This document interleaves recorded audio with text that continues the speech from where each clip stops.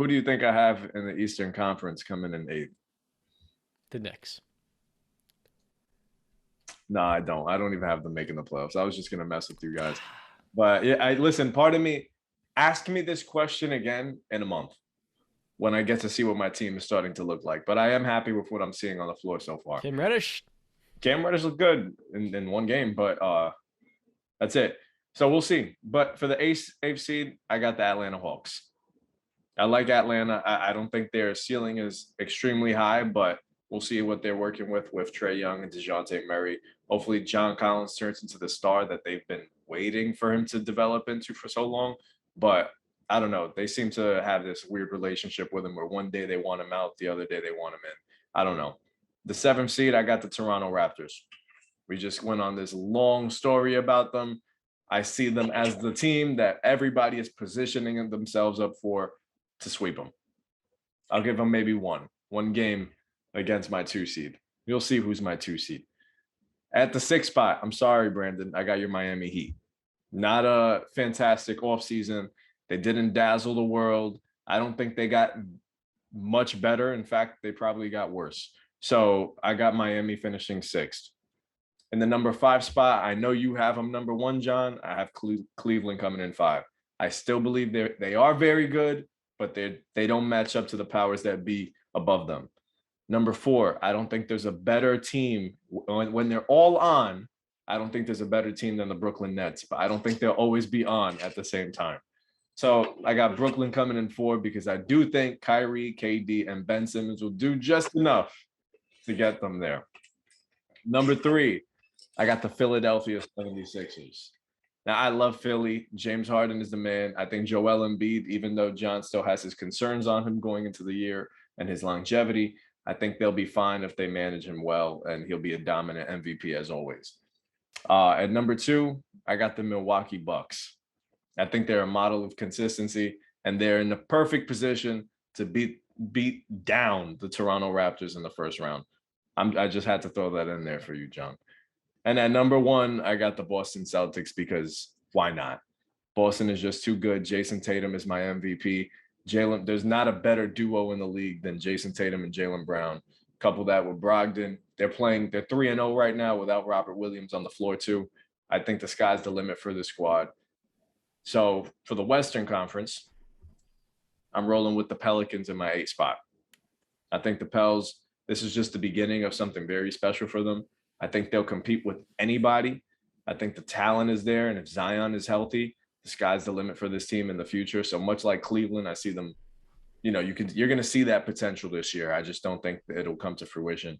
At number 7, I love Luka Doncic and the Mavericks, but they're not the same team that they were last year to me. I don't feel like they'll make that same run that they had. I think last season was magical. It was their best opportunity to get to the NBA Finals. They're just missing one more piece.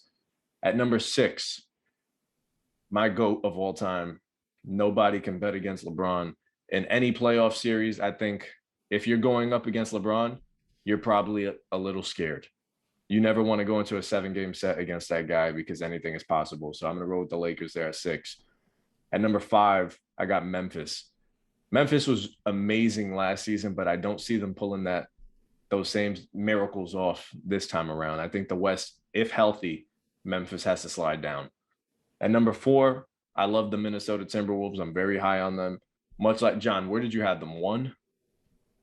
Yeah, John had them 1. I'm not ready to put them there, but I do believe their ceiling is high. If the Ant-Man does take those steps, then maybe we'll see. And we'll see how Cat comes back, if he comes back healthy and strong the same way that we saw him last year. At number 3, I got the Clippers. I'm a big fan of the John Wall move. I think it makes them so much better. John Wall's still explosive. I'm just waiting for him to break out a Dougie, and it'll feel like all is right with the world.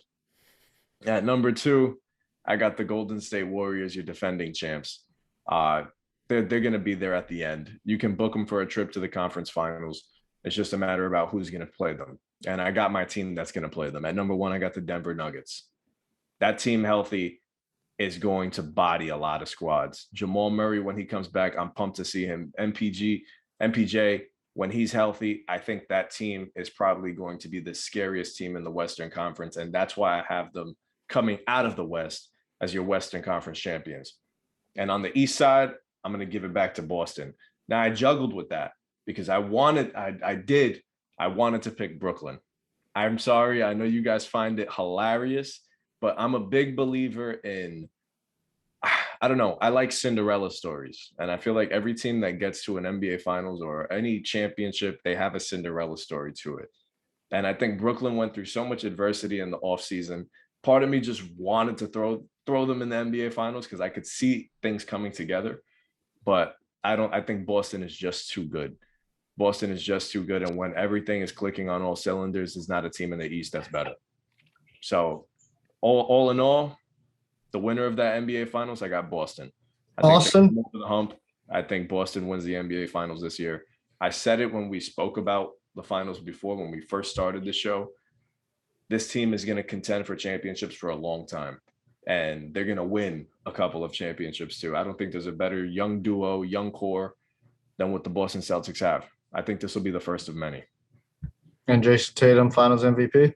Absolutely. This episode is brought to you by our friends at BetStamp. When it comes to sports betting, BetStamp is changing the game. You want to maximize your return. And with the BetStamp app, all you have to do is download it and sign up on their different affiliate sportsbooks, and you can see all the best odds given straight to you in one single place. The visual tools are very helpful, and by the end of the year, you can use it for accounting. You can get all the analytics that you'll need so that you can bet like a pro. Be sure to use our referral code at WISEGUYS, WISEGUYS. Thank you to BetStamp for supporting us, and as always, back to the show. I've defended Brooklyn enough on this show, and I shouldn't have even to begin with because they don't deserve my defending. But, Justin, it's because you came at my Miami Heat, all right?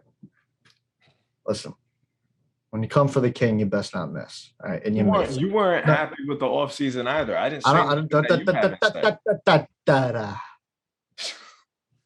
Number one, okay? The Brooklyn Nets don't got culture. We got that.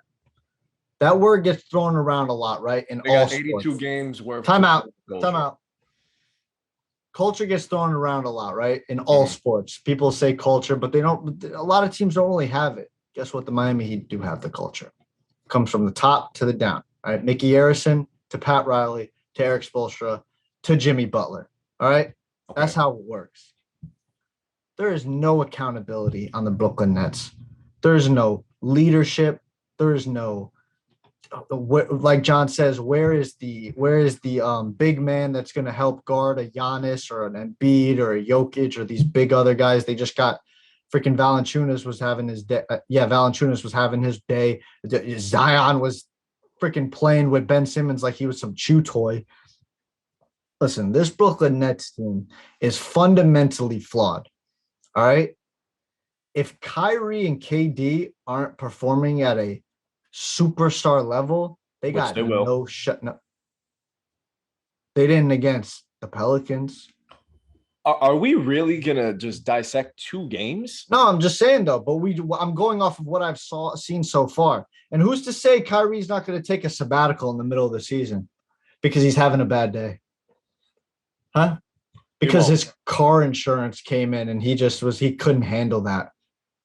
Who's to say, like John says, Kyrie's injury-prone player. KD, dealing with injuries the last couple of seasons. Ben Simmons coming off back. Does Ben Simmons look like a changed player in the first 2 games, or he looks the same? 2 games. The game does he look the same? Was all right, so I'm not even going to use the word culture, but they have to define them. We don't know what the Brooklyn Nets are. I know exactly what they are. No, we don't. We don't know. Do they have leadership? We haven't seen them 3 on the floor together till this week. Do they have leadership? No. Who's their leader? Well, people have Kyrie Irving's their leader. People have to step up. Well, they have Patty Mills as well. You know, listen, if you follow Kyrie Irving, you're an idiot. You're simple. You're an idiot. Okay. And KD showed his hand because he followed Kyrie. KD has no concerns being a leader. He doesn't want that. He doesn't want that. He's stating it openly. He just wants to go hoop. Kyrie considers himself a martyr. He likes to be the guy with the talking piece and talking out, and that's fine. I like to talk too. I like people to be the center of attention too. That's fine. But when you're spewing the kind of BS that he spews, it's time to close the yap. All right. Ben Simmons, he's not a leader. Steve Nash, how is he going to control these personalities How is he I going to feel like get we've these had this guys to conversation buy-in? enough. Can we talk about the rest of the team? I'm Okay, done go. I talking mean, about you this. wanted to get into the blood. That's Nick what I'm saying. Claxton, I know, but we've said this like a million times. I'm gonna be honest, I still want to talk about him.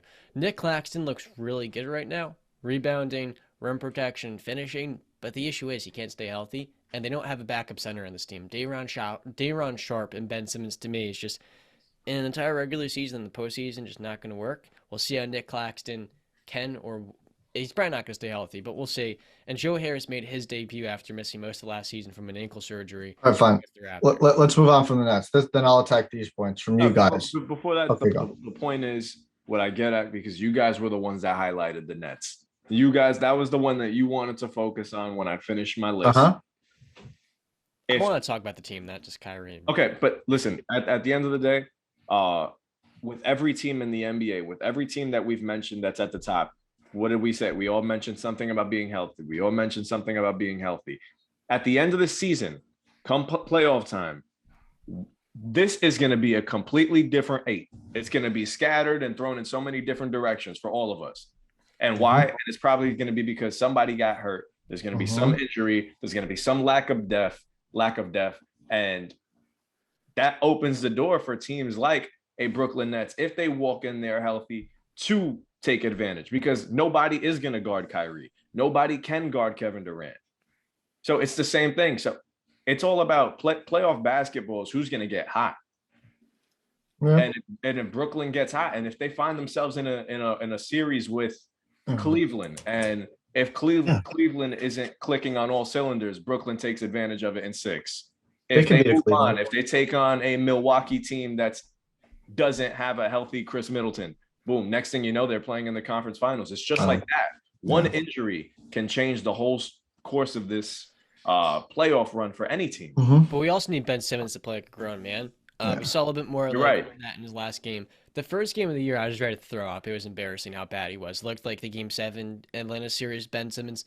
I'm not asking for Ben to take perimeter jumpers. I'm asking for him to attack the rim and put pressure inside, which is something he's not doing quite enough of. Now, he hasn't played in over 18 months. The bright side is, on the perimeter, this team is very deep. I talked about their front court depth, but you have Patty Mills, Seth Curry, and Joe Harris coming off the ankle surgeries. But beyond that, Royce O'Neal had a big-time game winner versus the Raptors. This team really just does need some reinforcements at the center spot, and I would look at them under a much more positive light.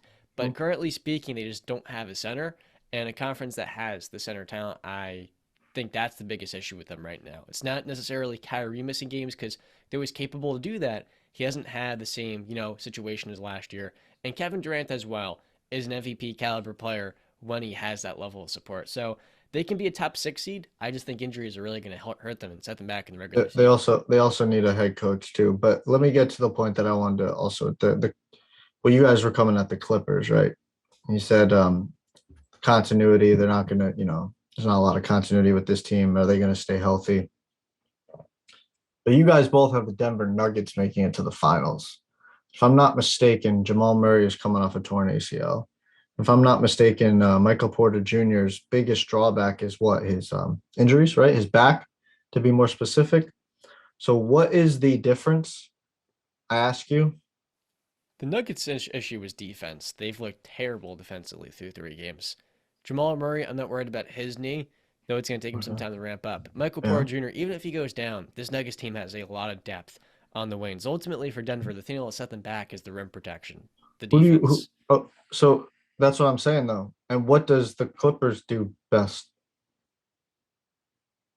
Play defense. They create mismatches and advantages with they got a lot of good defenders that they can throw at you. They can shoot the ball well. Listen, I don't think Kawhi is going to get injured again. I agree with the load management. He's going to get load managed. That's fine with me. I don't really see a concern with that. You got to take your time with him. But I look at Denver and I look at the Clippers, and I'm high on both teams. I like both teams. I just don't see I don't see how you can have drawbacks with the Clippers and not have those same drawbacks with the Denver Nuggets. Yeah. I think there's just different concerns with those two teams. The Clippers are more built for the postseason, whereas the Nuggets are more built for a high floor and regular season success.